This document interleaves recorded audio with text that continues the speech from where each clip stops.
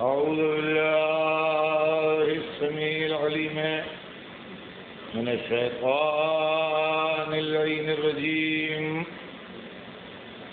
بسم الله الرحمن الرحيم الحمد لله رب العالمين والصلاة والسلام على سيدنا وشفيعنا أبي القاسم محمد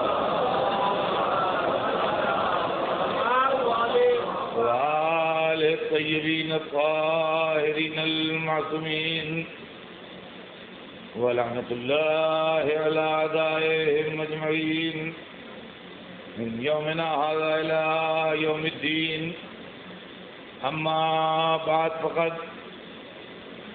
قال الله سبحانه تبارك وتعالى في كتابه المبين وهو أصدق الصادقين. بسم الله الرحمن الرحيم. الف لام میم ذلك الكتاب لا ريب فيه هدى للمتقين الذين يؤمنون بالغيب ويقيمون الصلاة ومما رزقناهم ينفقون والذين يؤمنون بما أنزل إليك وما أنزل من قبلك وبالآخرة هم يوقنون أولئك على هدى من ربهم وأولئك هم المفلحون. صلوات محمد.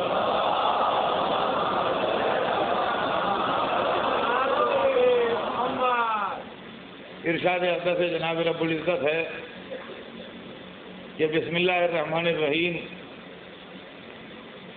الف لام میم یہ کتاب یعنی قرآن پاک ذالک الکتاب لا ریب فیہ اس کے اندر کوئی شک و شبہ نہیں ہے، کوئی ڈاؤٹ نہیں ہے. ہدی للمتقین یہ ہدایت ہے تقوی والوں کے لیے، اللہ سے ڈرنے والوں کے لیے. کون متقین؟ الذین یؤمنون بالغیب وہ لوگ جو غیب پر ایمان لائے ہیں. ویقیمون الصلاۃ اور وہ لوگ جو نماز کو قائم کرتے ہیں. ومما رزقناہم ينفقون اور ہم جو انہیں رزق دیتے ہیں اس میں سے وہ خیرات بھی کرتے ہیں.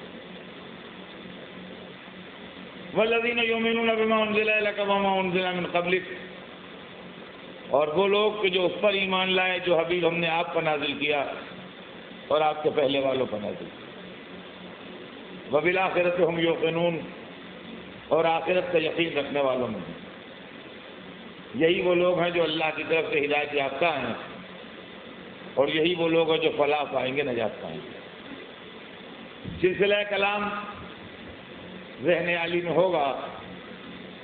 ہمارے آپ کے درمیان کل تک یؤمنون بالغیب تک بات رہی.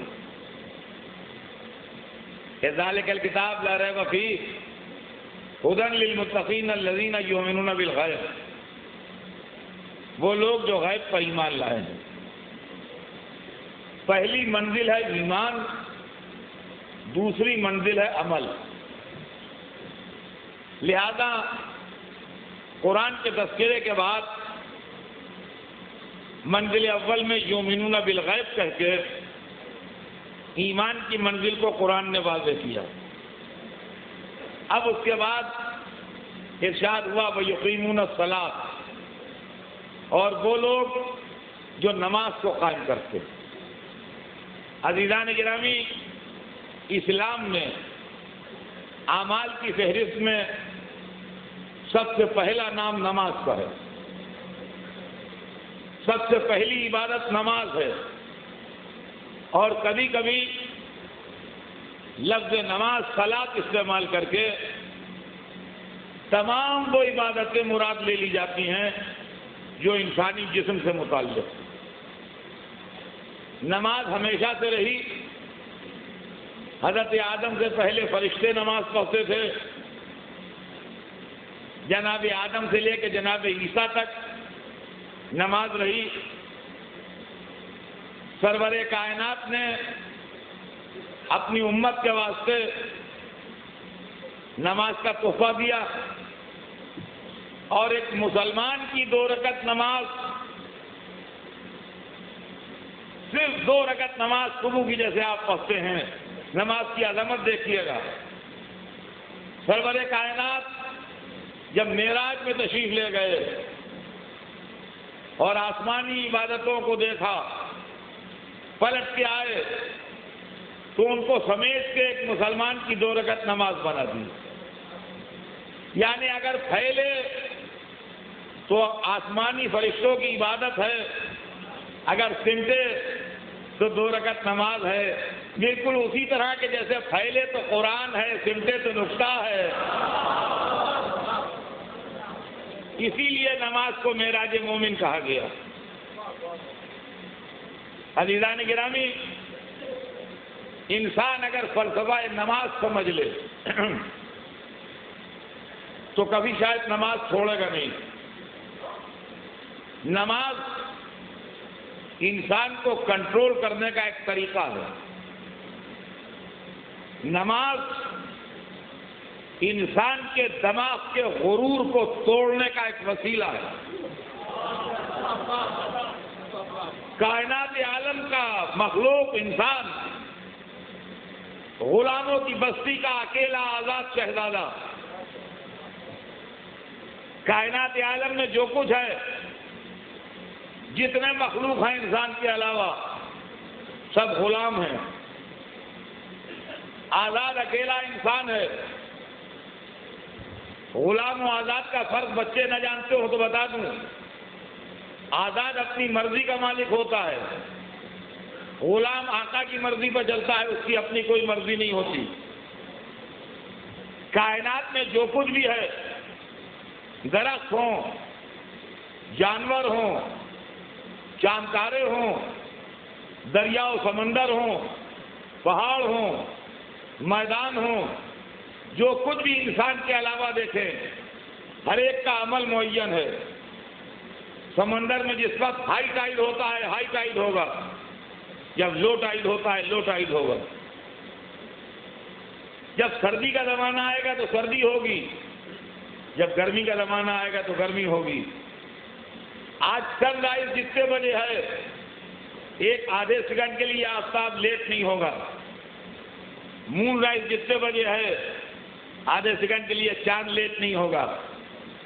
جن علاقوں میں گیہوں پیدا ہوتا ہے، گیہوں پیدا ہوگا، جن علاقوں میں چاول پیدا ہوتا ہے، چاول پیدا ہوگا، جن درختوں میں میٹھے پھل نکلتے ہیں، میٹھے پھل نکلیں گے، جن درختوں میں کھٹے پھل نکلتے ہیں، کھٹے پھل نکلیں گے۔ معلوم ہے کہ ہر کائنات کا ہر مخلوق اپنے حساب سے سیٹ ہے، انسان کا کوئی بھروسہ نہیں۔ کون میٹھے سے کھٹا ہو جائے، کون کھٹے سے میٹھا ہو جائے۔ ہم لکھنؤ کے رہنے والے ہیں اور جتنے یو پی کے رہنے والے ہیں وہ جانتے ہیں کہ یو پی میں جنوری میں سردی ہوتی ہے اور جون میں گرمی ہوتی ہے۔ جنوری میں سردی ہوتی ہے یو پی میں اور جون میں گرمی ہوتی ہے۔ لہذا جب ہم یو پی جنوری میں جائیں گے تو سردی کا سامان لے جائیں گے، اور جب جون میں جائیں گے تو ہر کوئی سویٹر اور کوئی گرم کوٹ نہیں لے جائیں گے، اس لیے کہ پاسبل ہی نہیں ہے جون میں سردی کا ہونا۔ لیکن آدمی کب جنوری سے جون ہو جائے، کوئی بھروسہ نہیں۔ کائنات کا سب سے مغرور مخلوق انسان کسی کو خاطر ہی میں نہیں لاتا۔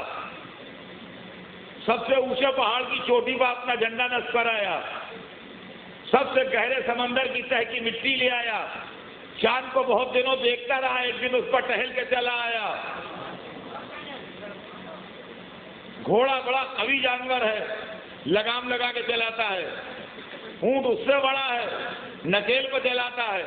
ہاتھی اس سے بڑا ہے، نہ لگام ڈالتا ہے نہ نکیل لگاتا ہے، پیر کے انگوٹھے سے چلاتا ہے۔ شیر طاقتور بہت ہے، سرکس میں کھلونا بنا کے پیسے کماتا ہے اس سے۔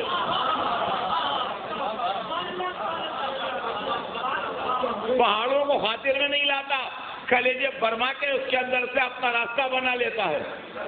سمندروں کو خاطر میں نہیں لاتا، اس کے نیچے سے ٹنل بنا کے اپنا راستہ نکال لیتا ہے. یہ مغرور انسان کائنات کی ہر چیز کو ٹھوکر پہ مارتا ہے. اس کے ساتھ کوئی قدم ملا کے چل نہیں سکتا. اگر یہ نیچے گرے تو اس کا خالق کہتا ہے یہ پتھر ہے، بلکہ پتھروں سے بدتر ہے.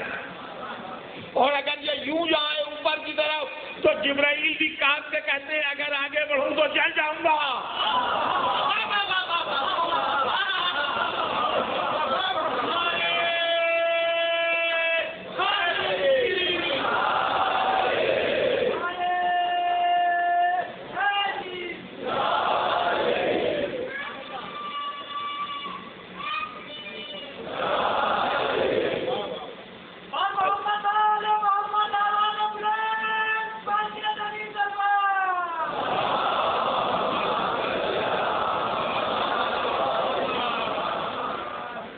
اس کے غرور میں، اس کے تکبر میں، اس کی پراؤڈنس میں اس کو غلط راستوں پر ڈال دیا.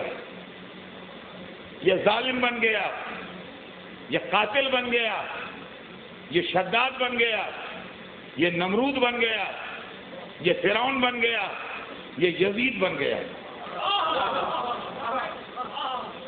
یہ انسان انسانوں پر ظلم کرتا ہے اپنے غرور میں. گورا کالے کو کچھ نہیں سمجھتا، مالدار غریب کو کچھ نہیں سمجھتا، جتھے والا اکیلے کو کچھ نہیں سمجھتا، اقتدار والا کمزور کو کچھ نہیں سمجھتا، مرد عورت کو کچھ نہیں سمجھتا.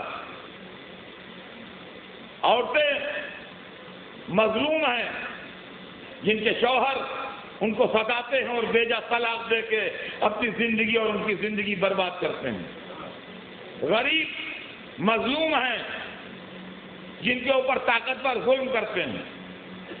کمزور مظلوم ہیں جن کو ظالم جینے نہیں دیتے.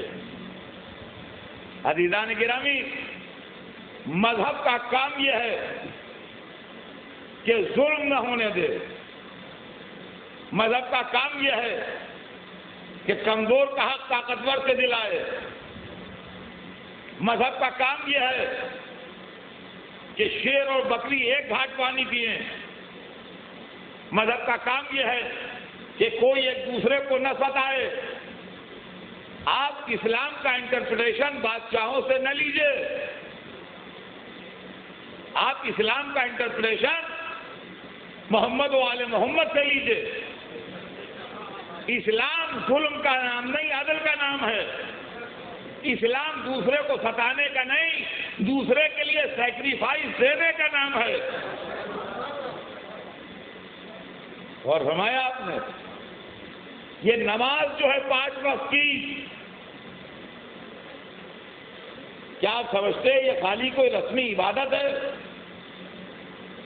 اس مغرور انسان کو نماز یہ احساس دلاتی ہے کہ اے مغرور، آپے سے باہر نہ ہونا، کوئی تجھ سے بڑا بھی موجود ہے.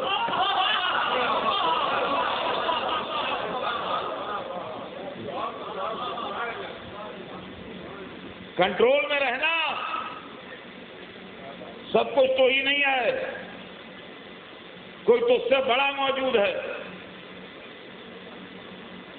آپ نماز کا اسٹائل تو دیکھیے کیا ہے. جب نماز شروع ہوتی ہے تو آدمی سیدھا کھڑا ہوتا ہے، مگر ادب سے جیسے بادشاہ کے سامنے حاضر ہے. ادھر ادھر دیکھنا نہیں ہے، ہنسنا مسکرانا نہیں ہے، کچھ کھانا پینا نہیں ہے. پاکیزگی کے ساتھ، طہارت کے ساتھ، تمیز کے ساتھ، ادب کے ساتھ کھڑے ہو. تھوڑی دیر کھڑا ہو کے کچھ پڑھتا ہے، اس کے بعد ادب سے جھکتا ہے. رکوع ہے. یہ مغرور کو جھکایا جا رہا ہے. کسی کے سامنے جھوک، کوئی تو اس سے بڑا بھی ہے، اور جب جھک گیا تو نماز سبق دیتی ہے. رکوع کے بعد سیدھا کھڑا ہوتا ہے انسان. یعنی اگر جھکو گے تو عزت بڑھے گی.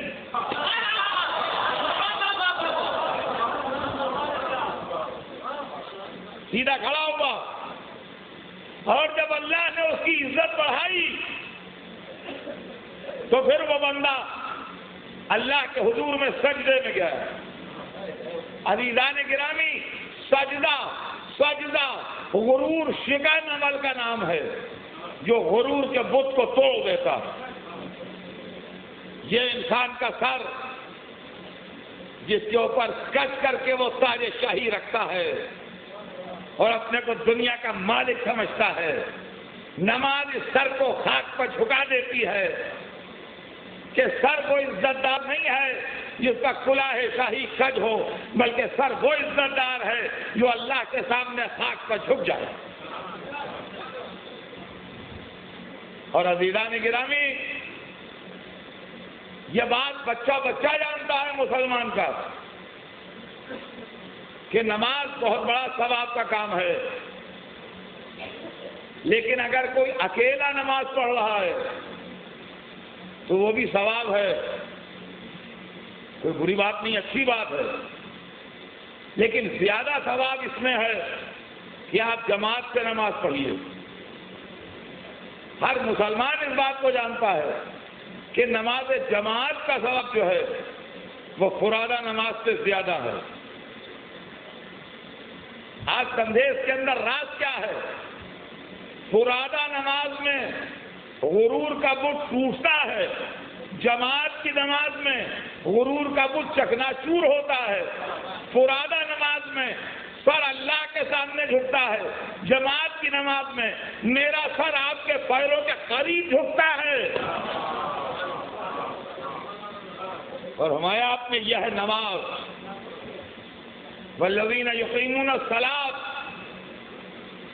میں بچوں سے، نوجوانوں سے نصیحت کرتا ہوں کبھی نماز کو ترک نہ کریں.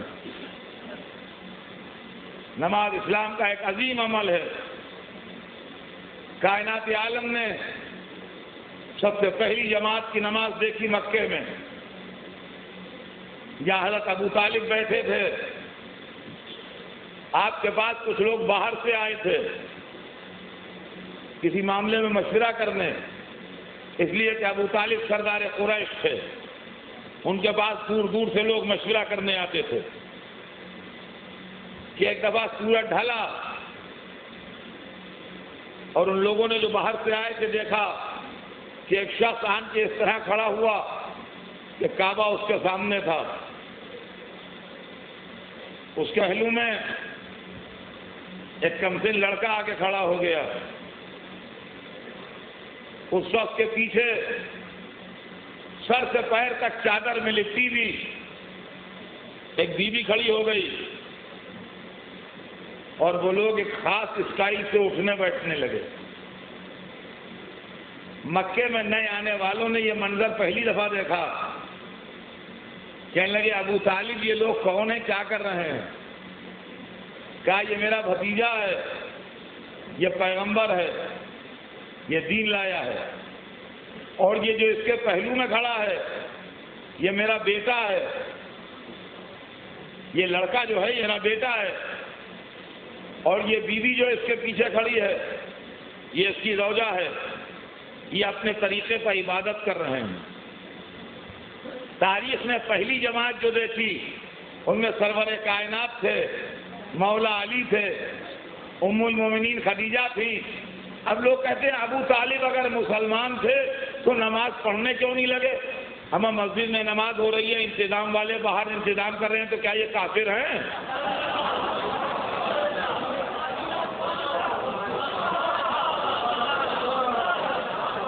ارے ابو طالب شیر کے ایسے بیٹھے ہوئے تھے کہ نماز اطمینان سے تمام ہو جائے.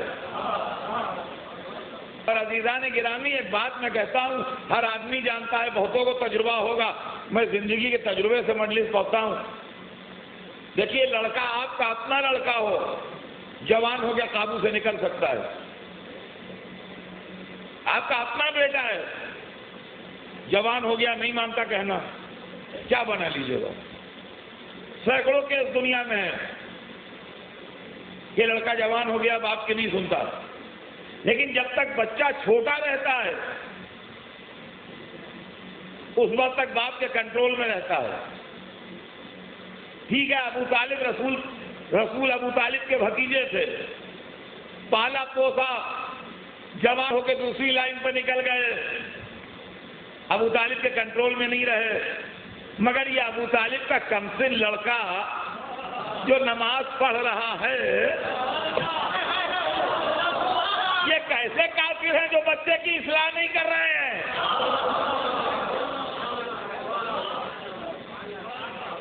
اور علی کے لیے تو سب نے لکھا، علی کے لیے تو سب نے لکھا، کرم اللہ وجہہ کے معنی یہی ہیں کہ اللہ نے ان کے چہرے کو مکرم رکھا، پاکیزہ رکھا. تمام عالم اسلام کے علماء نے لکھا کہ علی نے بچپن میں بھی کسی بت کو سجدہ نہیں کیا، چھوٹے سے سن میں بھی، سال بھر 2 برس کی عمر میں بھی علی نے کسی بت کو سجدہ نہیں کیا. علی کے چاہنے والوں میں جب یہ واقعہ بیان ہوتا ہے تو صلواتیں ہوتی ہیں، نعرے لگتے ہیں، لوگ خوش ہوتے ہیں. مگر مجھے اعتراض ہے، مجھے اعتراض ہے صاحب. میں کہتا ہوں کیوں نہیں کیا؟ کرنا چاہیے تھا. ارے آپ اپنے ہو کے ایسی بات کرتے ہیں، شرم نہیں آتی؟ میاں مشکل یہ ہے کہ میں کتاب سے نہیں، معاملے کو زندگی سے سمجھتا ہوں. دیکھیے جن گھروں میں نماز کے لوگ عادی ہوتے ہیں اس گھر کا چھوٹا بچہ سجدہ ضرور کرتا ہے.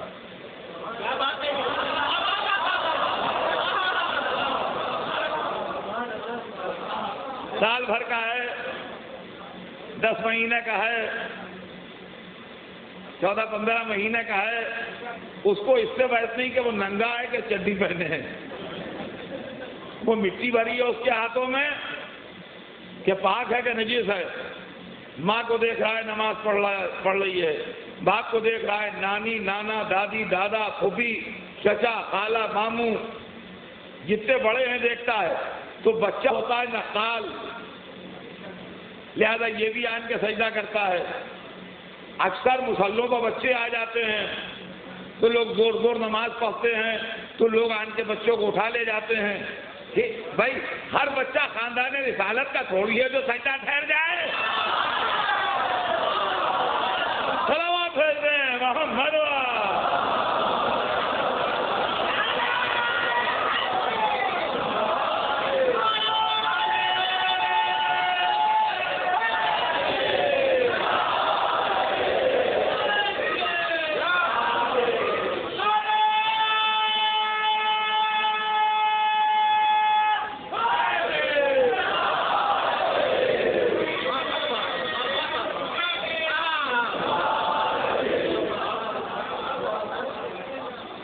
تو میاں یہ بچے جو ہیں یہ نماز پڑھتے ہیں، سجدہ کرتے ہیں آن کے. اچھا اور یہ بھی بات آپ مارک کیجئے گا، اگر ابھی نہیں مارک کی تو اب مارک کیجئے گا کہ یہ بچے جو آتے ہیں چھوٹے چھوٹے بچے کو کہتے ہیں فطرت کا آئینہ ہوتا ہے، ہیومن نیچر کا آئینہ ہے. نماز میں قیام بھی ہے، قعود بھی ہے، رکوع بھی ہے، سجدہ بھی ہے. نہ بچے قیام کرتے ہیں، نہ قعود کرتے ہیں، نہ رکوع کرتے ہیں، جو آتا ہے سجدہ کرتا ہے. معلوم سجدہ عین انسانی فطرت کا جز ہے.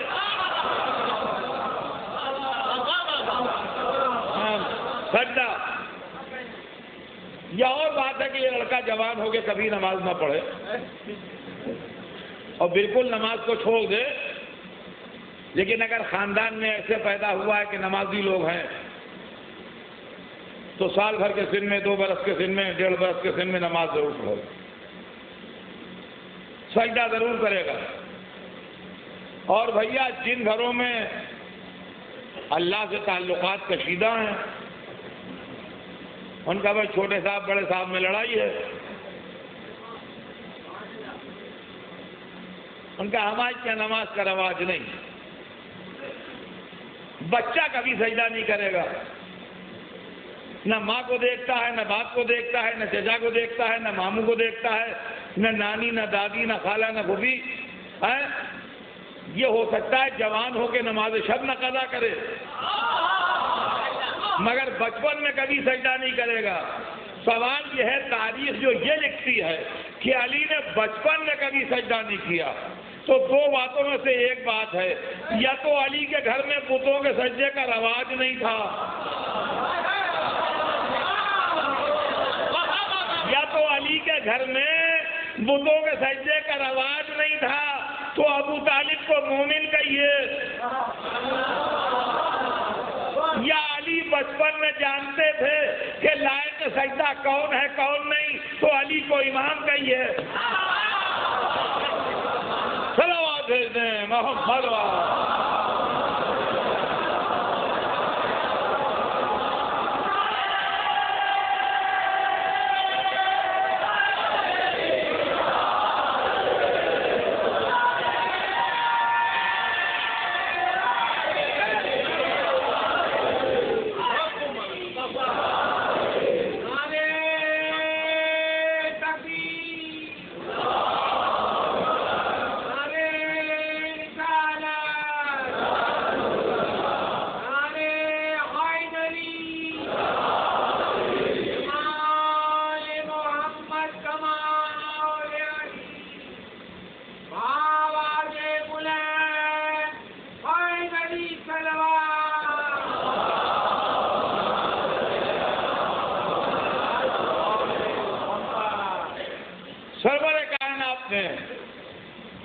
اپنے معبود کی سرکار سے لا کے اپنی امت کو نماز کا بہترین تحفہ دیا، اور اس کے بعد خود نماز اس طرح پڑھی کہ جس کی نماز تھی وہ پکار اٹھا، طٰہٰ مَا أَنزَلْنَا عَلَيْكَ الْقُرْآنَ لِتَشْقَىٰ، اے طیب و طاہر، ہم نے آپ کا قرآن اس لیے نہیں نازل کیا کہ آپ اتنی مشقت میں پڑ جائیں۔ یعنی یہ وہ عبادت کرنے والے ہیں کہ جن کی عبادت اس منزل پر پہنچ گئی کہ جس کا سجدہ کیا جا رہا ہے وہی کہہ رہا ہے بس۔ یہ رسول کی نماز تھی، اور وصی رسول علی ابن ابی طالب کی نماز۔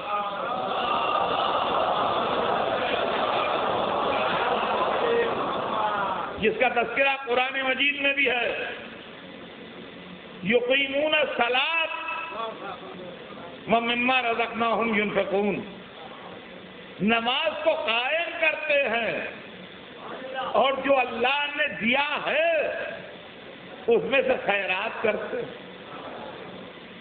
ایک دن نماز شروع ہو گئی، حضور نے تکبیرۃ الاحرام کہہ دی، پیچھے جو جماعت کی صف کھڑی تھی اس نے بھی کہہ دی۔ اسی بیچ میں ایک فقیر آیا، کہا اللہ کچھ دے دے۔ اے دینے والے نماز پڑھ رہے تھے، کہاں سے دیتے؟ فقیر صفوں کے سامنے سے گزرنے لگا، ایک نمازی کے ہاتھ میں انگوٹھی چمک رہی تھی، اس نے انگشت شہادت اپنی سیدھی کی، سائل اشارہ سمجھ گیا، انگوٹھی اتار کے لے گیا۔ اس لیے کہ پہلے یہ کہتا ہوا جا رہا تھا کہ واللہ تیرے گھر میں مانگا اور کسی نے کچھ نہ دیا، تیرے گھر میں مانگا اور کسی نے کچھ نہ دیا۔ تو مولا علی نے انگشت شہادت سے اشارہ کیا، سائل انگوٹھی لے گیا۔ میں کہوں گا یا علی آپ کو کہے کی پریشانی تھی؟ بھائی یہی بات ہے جس پر دنیا جھگڑا کرتی ہے، ہمیں جواب دینا پڑتا ہے۔ ارے جیسے سب نماز پڑھ رہے تھے آپ بھی پڑھے جاتے۔ بھائی سوال یہ ہے فقیر میرے گھر پہ آیا ہے،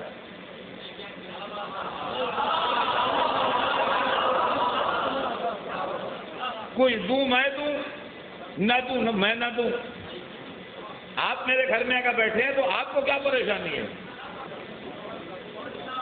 اگر میں فقیر کو مالا مال کر دوں تو میرے گھر کی نیک نامی ہے، اگر میں فقیر کو یوں ہی بھگا دوں تو آپ کے گھر میرے گھر کی بدنامی ہے، آپ کو کیا پریشانی ہے؟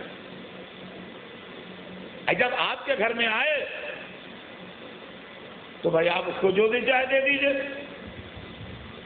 فقیر میرے دروازے پر مانگ رہا ہے، پریشان آپ ہو رہے ہیں۔ یہ معاملہ کو سمجھ میں نہ آیا تو ممکن ہے علی جواب دیں کہ دیکھو میرے سوا دنیا میں ہر ایک یوں ہی سوچے گا جیسے تم سوچ رہے ہو، تم غلط بات نہیں سوچ رہے ہو، میرے سوا علی ابن ابی طالب کے سوا دنیا میں ہر آدمی وہی سوچے گا جیسے تو سوچ رہا ہے، مگر مجھ میں اور ساری دنیا میں فرق ہے، تم سب اپنے اپنے گھروں میں پیدا ہوئے ہو، میں خدا کے گھر۔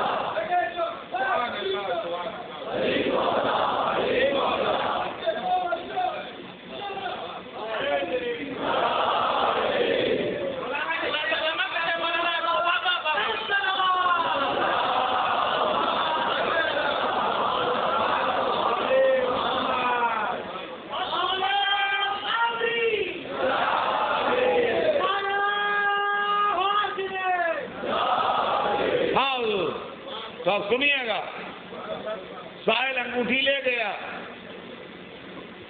نماز ہوتی رہی، یہاں تک کہ نماز تمام ہو گئی۔ اچھا عطا کرنے والا بھی اتنا عالی ذر، ہم تو اگر ذرا سی نیکی کرتے ہیں تو ڈنڈورا پیٹتے ہیں، بھائی اللہ ہمیں معاف کرے۔ اگر ایک دن مسجد میں افطاری بھجوا دی تو رمضان بھر پروپیگنڈا ہے۔ آپ اس دن تھے مغل مسجد میں، دیکھیے وہ کیسی بریانی تھی، وہ میں نے بھجوائی تھی۔ ارے میں مجھ سے انہوں نے کہا کہ افطاری بھیج دو مسجد میں نے کہا بھائی آپ بریانی پکوا دو بس، اور سیدھا ادھر کی چیزیں نہیں، سال بھر پروپیگنڈا، اتنی سی نیکی کا۔ ہم میں اور آل محمد میں فرق یہ ہے کہ جب نیکی کرتے ہیں ہم تو ہم بولتے ہیں، اللہ چپ رہتا ہے۔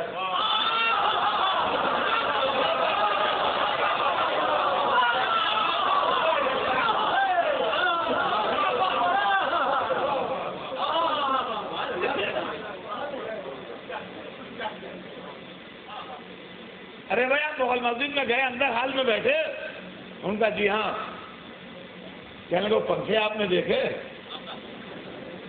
وہ ہم ہی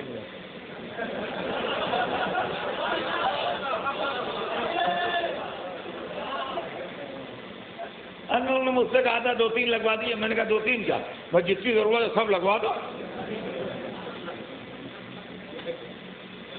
6 منٹ میں کر دوں گا۔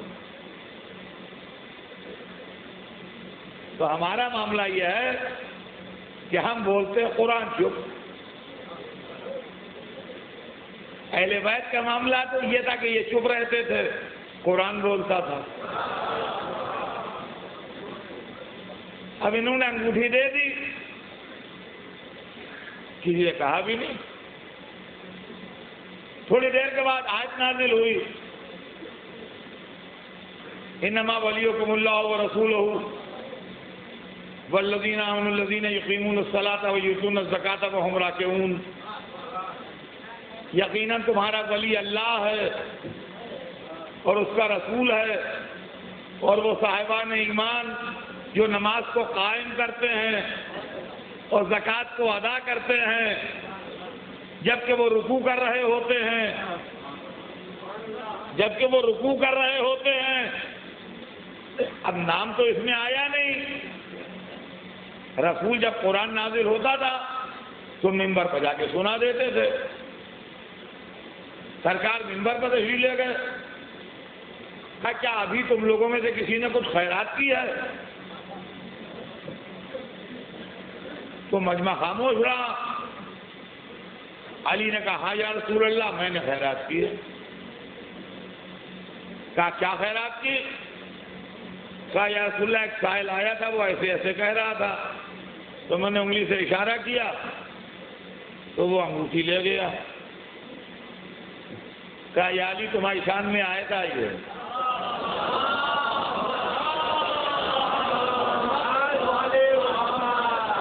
ایک انگوٹھی گئی تو تاج ولایت کے برابر جا کے بکی.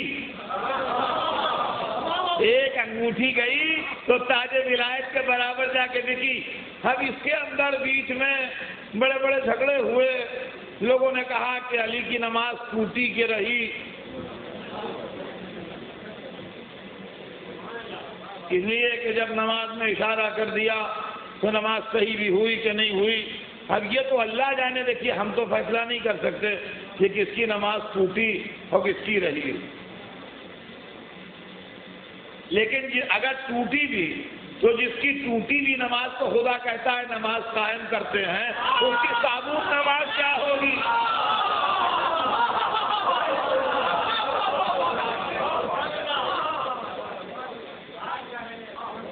اچھا اب انگوٹھی کی قیمت کیا تھی یہ بھی مسئلہ ہے. بھائی سوال یہ ہے کہ اس میں کون سا نگ لگا تھا, کیا چیز تھی. انگوٹھی ایک قیمت کی تو نہیں ہوتی. فیروزہ لگا ہے تو اور قیمت ہوگی, عقیق ہے تو اور قیمت ہوگی, ڈائمنڈ ہے تو اور قیمت ہوگی, روبی ہے تو اور قیمت ہوگی. پھر نگینے کی کوالٹی ہوتی ہے. ایک انگوٹھی 50 لاکھ روپے کی بھی ہوتی ہے, ایک انگوٹھی 1 کروڑ روپے کی بھی ہوتی ہے, اور ایک انگوٹھی $1 بلین کی بھی ہوتی ہے. یہ تو کوالٹی کی بات ہے. اور 10-20 روپے کی بھی مل جاتی ہے بازار میں انگوٹھی, ایسی بات بھی نہیں ہے. تو سوال یہ ہے انگوٹھی کی قیمت کیا تھی, وہ تھی کیا؟ تو جب انگوٹھی پوچھی گئی کہ تھی کیا تو کہا وہ تھی جس پر نقش مہر سلیمانی تھا. یعنی سلیمان کی حکومت جس پر چلتی تھی وہ انگوٹھی تھی. توجہ, سلیمان کی حکومت جس پر چلتی تھی وہ انگوٹھی تھی. انہوں نے اللہ کی راہ میں دے دی, انہوں نے زکوٰۃ کی ہیڈ میں جمع کی.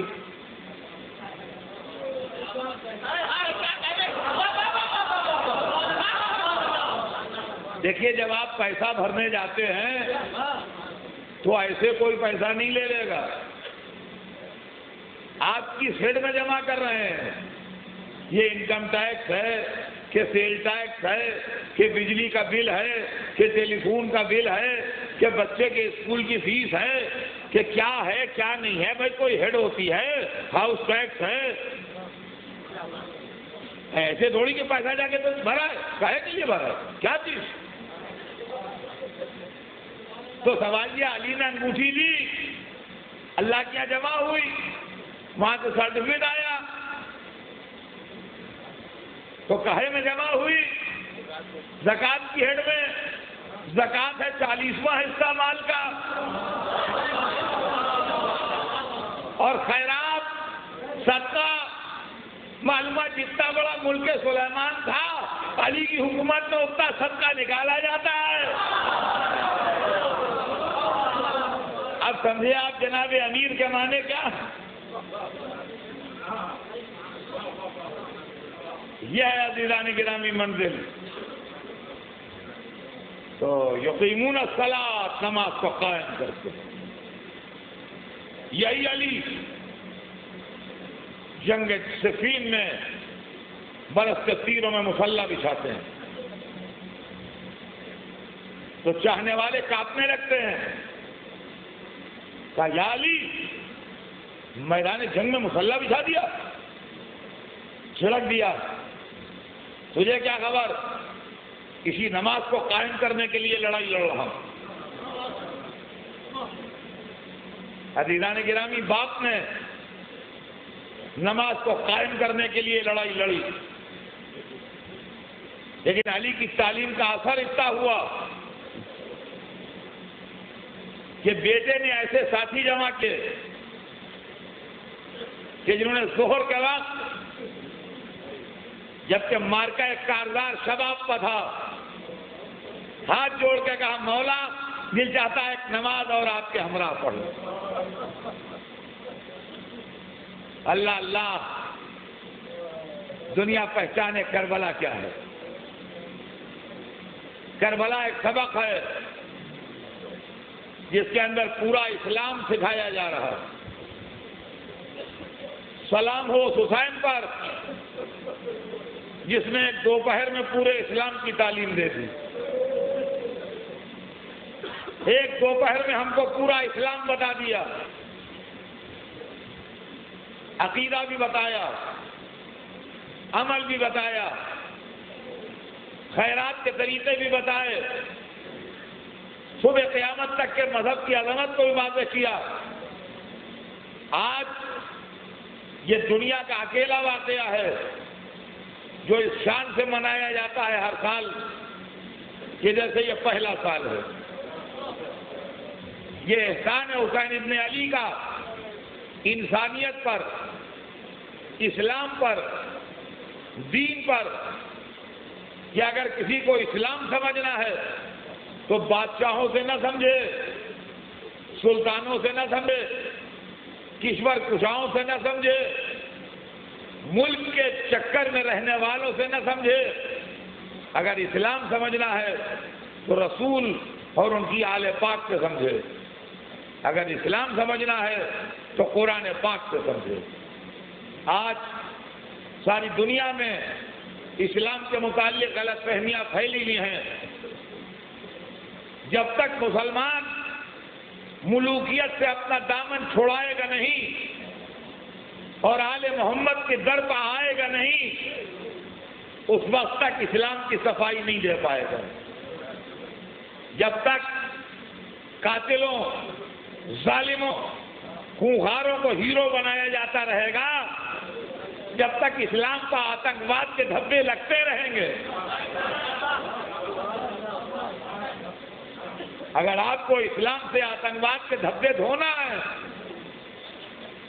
تو آپ شہیدوں کا کردار پیش کیجئے، مظلوموں کا کردار پیش کیجئے. آپ کے پاس ایسے کردار بہت ہیں جنہوں نے بلا قید مذہب و ملت انسانیت کی مدد کی ہے. اسلام انسانیت پر ظلم کا نام نہیں ہے، اسلام انسانیت کی مدد کا نام ہے. اسلام کسی کو ستانے کا نام نہیں ہے، اسلام دوسرے کے واسطے تکلیف اٹھانے کا نام ہے. اگر کوئی ہم کو مار رہا ہے تو ہمیں کوئی حق نہیں پہنچتا کہ ہم اس کے انتقام میں اس کے بھائی کو ماریں. علماء اسلام کیوں چپ ہیں؟ سیاسی مصلحتیں اسلام کو بدنام کر رہی ہیں اور علماء اسلام لبکشائی نہیں فرماتے. سیاسی مصلحتیں مذہب کے چہرے کو مست کر رہی ہیں اور لوگ خاموش بیٹھے دیکھ رہے ہیں. مولا علی نے جب وصیتیں کی ہیں تو اعلان کر دیا تھا کہ اے بنی عبد المطلب، اگر میں اس زخم سے نہ بچوں تو صرف اسی کو قتل کرنا جس نے مجھے قتل کیا ہے، تلواریں لے کے بے گناہوں پر ٹوٹنا پڑنا کہ امیر المومنین قتل کر دیے۔ یہ علی نے اسلام کا اصول بیان کیا صبح قیامت تک کہ بے گناہوں کو مارنا، بے خطاؤں کو ستانا، بلڈنگوں کو اڑا دینا، ہوائی جہازوں کو ہائی جیک لینا مذہب نہیں۔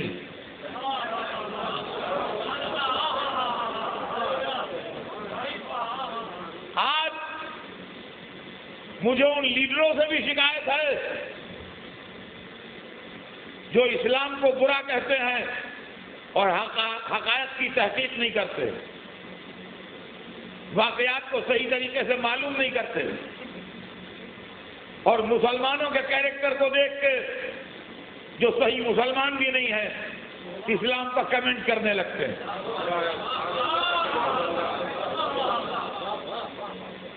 ہمیں ان کی نیت پر شبہ ہے۔ اگر ان کی نیت خالص ہے تو وہ اسلام کو قرآن میں دیکھیں، اسلام کو سیرت رسول میں دیکھیں، اور ہر شہر میں محرم ہوتا ہے، اسلام کو محرم کے آئینے میں دیکھیں۔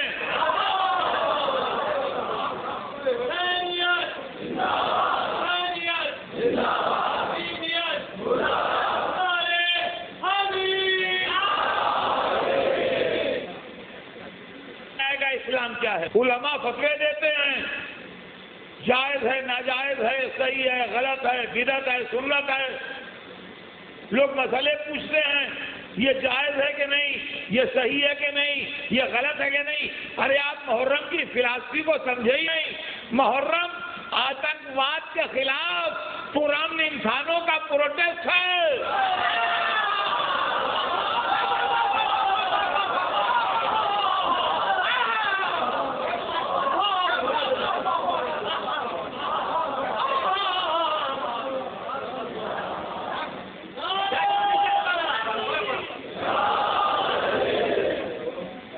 آپ سبیل کے پانی کو سمجھے ہی نہیں۔ ایک 6 مہینے کے 3 دن کے پیاسے بچے کو آتنکوادیوں کے ایک لشکر نے بجائے پانی پلانے کے تیر مار دیا تھا، جبکہ اس کا باپ اس بچے کے لیے پانی مانگنے آیا تھا۔ آج یہ سبیلیں جو رکھی جاتی ہیں، جو آپ کو محرم میں جگہ جگہ ملیں گی، یہ اس آتنکواد کے خلاف پروٹیسٹ ہے تاکہ راستہ چلتا کوئی آدمی پیاسا نہ رہے، اس لیے کہ حسین کا بچہ دنیا سے پیاسا چلا گیا۔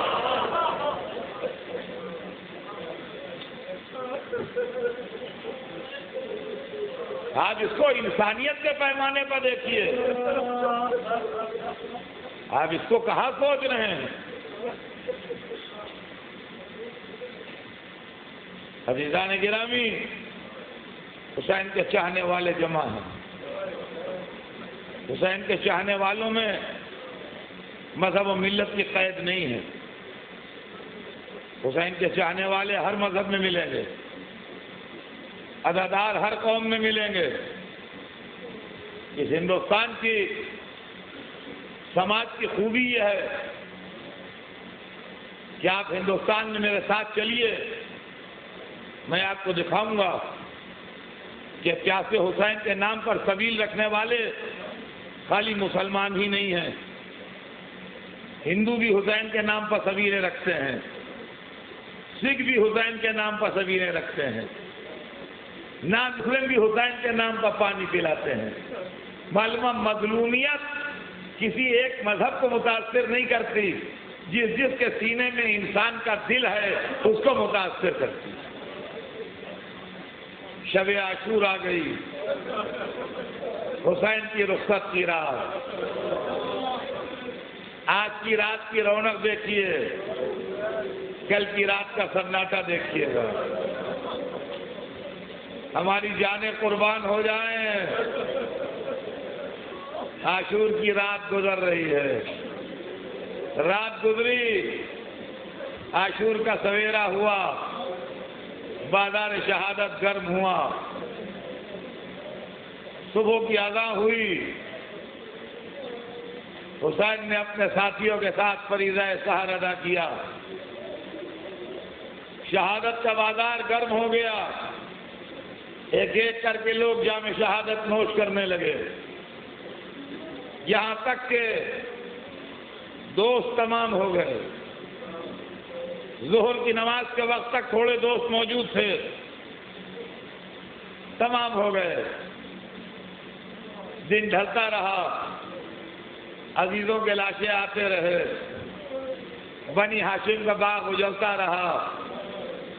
عقیل کی اولاد کام آئی، جعفر کی اولاد کام آئی، علی کے بیٹے کام آئے، حسن کے بیٹے کام آئے. یہاں تک کہ ایک منزل وہ بھی آئی کہ قاسم کی لاش نہ آئی، لاش کے ٹکڑے آئے.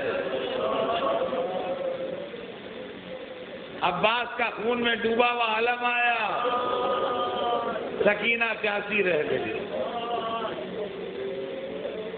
علی اکبر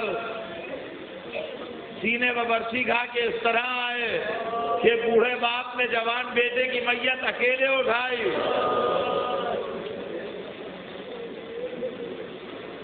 شاید دنیا میں کسی باپ نے اپنے بچے کی قبر نہ بنائی ہو، مگر حسین نے اپنے 6 مہینے والے کی قبر بھی بنائی. اور جب علی اصغر بھی دفن ہو گئے تو اب حسین بالکل اکیلے تھے. خیمے کے دروازے پر آئے، ایک ایک کو سلام کیا. بہن در خیمہ پر آئیں، کہا بھیا اندر خیمے میں آئیے.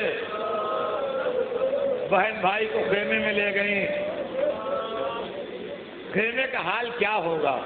کسی کا بیٹا مارا گیا، کسی کا بھائی مارا گیا، کسی کا شوہر مارا گیا. خدا کی قسم صحیح تصور کربلا ہو جائے تو کلیجہ منہ کو آ جائے. بیویاں خاموش. آہستہ آہستہ حسین بیمار بیٹے کے پاس بڑھے. بیٹا سید سجاد، بابا رخصت آخر کو آیا ہے بیٹا. باپ اور بیٹے میں باتیں ہوئی جو تاریخ سن نہیں سکی. ہاں تاریخ نے اتنا سنا کہ جب اٹھنے لگے تو کہا بیٹا جب قید سے چھوٹ کے جانا تو میرے دوستوں کو میرا سلام کہہ دے.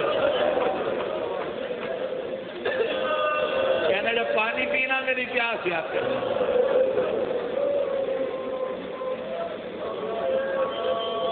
اب آگے بڑھے،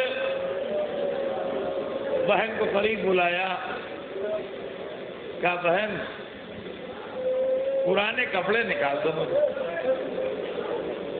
واقف اسرار مشیت بہن کانپ گئی، سمجھ گئی بھائی اپنا کفن مانگ رہے ہیں. اللہ نے جس کے لیے جنت سے کپڑے بھیجے تھے وہ اللہ کی سرکار میں واپس آنے کے لیے کپڑے بدل رہا ہے. حسین نے پرانا لباس بے وطن کیا. اب جانا چاہتے تھے تو زینب سامنے آئی، بھیا یہ سیدانیوں کی ایک آرزو ہے، پوری کر دیجیے. کہا کیا تمنا ہے بہن؟ کہا یہ آخری بار آپ کی زیارت کرنا چاہتی ہے. کہا بہن تو کر زیارت کریں گی؟ کہا بھیا ایک حلقہ بنا لیں گے، آپ اس کے بیچ سے گزر جائیے، یہ دل بھر کے آپ کو دیکھ لیں گی. کہا اچھا بہن مجھے منظور ہے. اے لیجیے بےکس سیدانیوں نے حلقہ بنایا. حسین حلقے میں آئے. یہ لیلا ہے جس کا 18 برس والا مارا گیا. یہ ام فرا ہے جس کا بیٹا ٹکڑے ہو گیا. یہ رباب ہے جس کا 6 مہینے کا بچہ نہ پلٹا.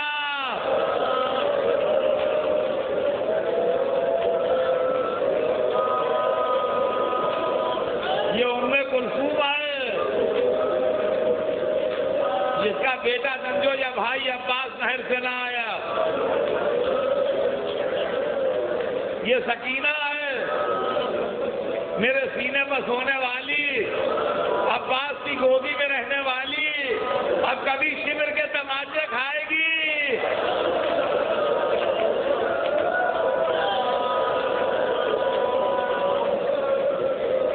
کبھی خولی کے رازیانے کھائے گی. یہ سامنے میری ماں کی جانشین زینب کھڑی ہے، فاطمہ زہرا کی نائب، رسول اللہ کی نواسی. تھوڑی دیر میں اس کے سر پر بھی چادر نہ ہوگی.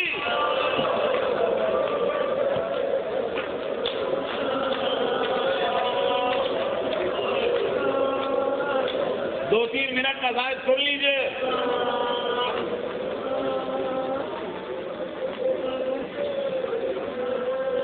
اب ماما ہاتھوں کا لیا، کہا ایسا نے میرے غم میں صبر دے دے. ہلکا ٹوٹ گیا. حسین آگے بڑھے. میر انیس کہتے ہیں بکھرائے بال، اہل حرم ساتھ ساتھ تھے، پٹکے میں شاہدی کے سکینہ کے ہاتھ تھے.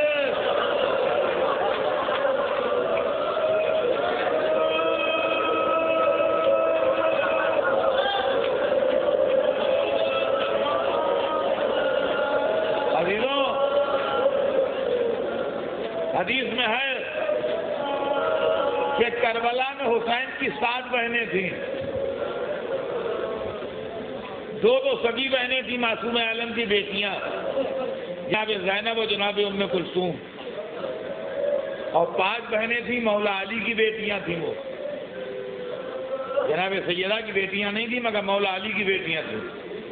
تو حسین کی بہنیں تھیں اور اتنی چھوٹی تھیں حسین سے کہ بیٹیوں کی طرح انہیں پالا تھا. روایت بتاتی ہے حلقے سے لے کے در خیمہ تک یوں گئے ہیں کہ 7 بہنیں گلے میں باہیں ڈالے ہوئے. واہ محمد والیہ.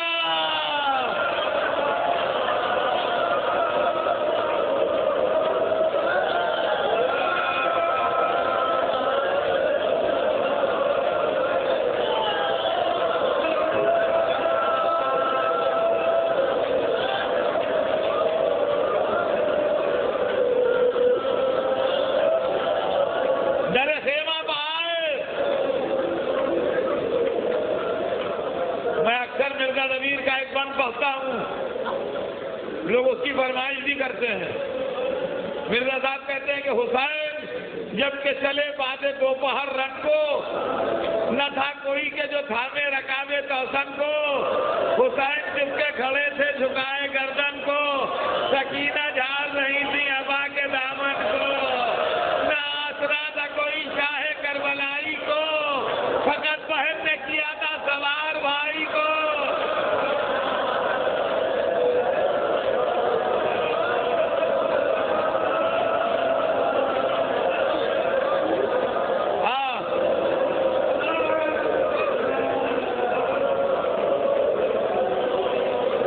سر جھکائے رہوار کھڑا تھا، سکینہ پیروں سے لکھتی، کہا بابا جا رہے ہیں تو مجھے نانا کے روضے میں پہنچا دیجئے.